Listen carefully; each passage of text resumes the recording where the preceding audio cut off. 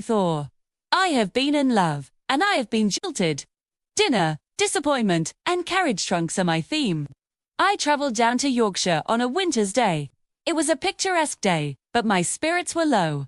I was a shattered man, you see. So, I instructed the coachman to take me to the Holly Tree Inn, a place I had fond memories of from my childhood, too.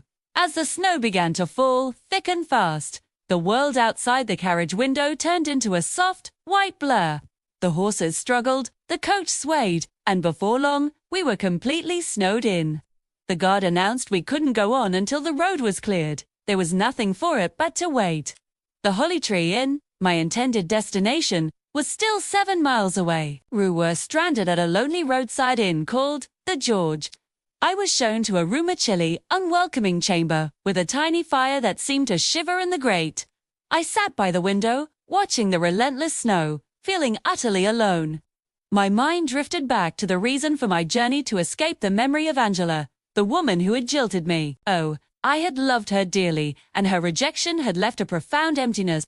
To pass the time, I asked the chambermaid, a kind soul named Betty, if she had any books.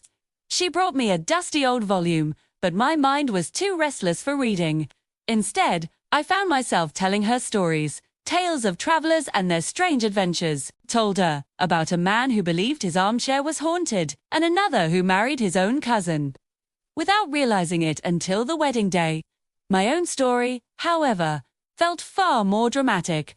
I imagined myself as a hermit, living a solitary life in a remote cottage, forever nursing my broken heart. I would have a long white beard, and the local children would be afraid of me. This melancholic fantasy was my only comfort. As the night wore on, the inn grew quiet. The snowstorm raged on, isolating us from the rest of the world. I fell into a restless sleep and dreamed. In my dream, I was a young boy again, back at a grand boarding school day. There was a girl, Nora, a sweet, gentle child I was secretly in love with. We planned to run away together, to Gretna Green, to get married. We packed our little bags with biscuits and a miniature compass. We crept out of the school in the dead of night, 2 small figures against a vast moonlit landscape. Our great adventure was thrilling, but relieved we were found the next morning, cold and tired, and brought back to the school in disgrace. I was sent home, and I never saw Nora again.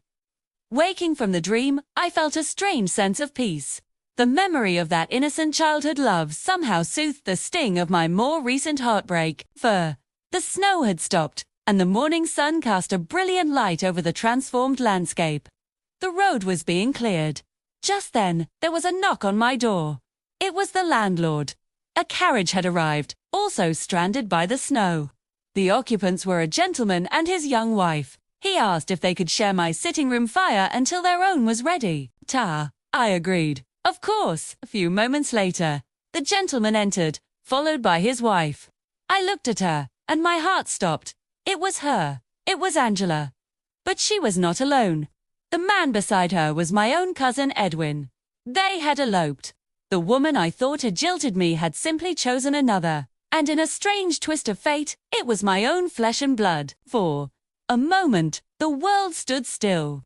All the anger, all the bitterness, seemed to drain away, replaced by a bewildering sense of irony. I looked from Angela's startled face to Edwin's apologetic one. The great tragedy of my life suddenly felt small, almost comical. And then I thought of little Nora, and our childish plan to run away. I thought of the holly tree, in the place I had been so desperate to reach. It seemed that life, like a winter's journey, was full of unexpected diversions and strange encounters. I smiled. The snow was clearing, and a new day was beginning. Perhaps it was time to find a new road,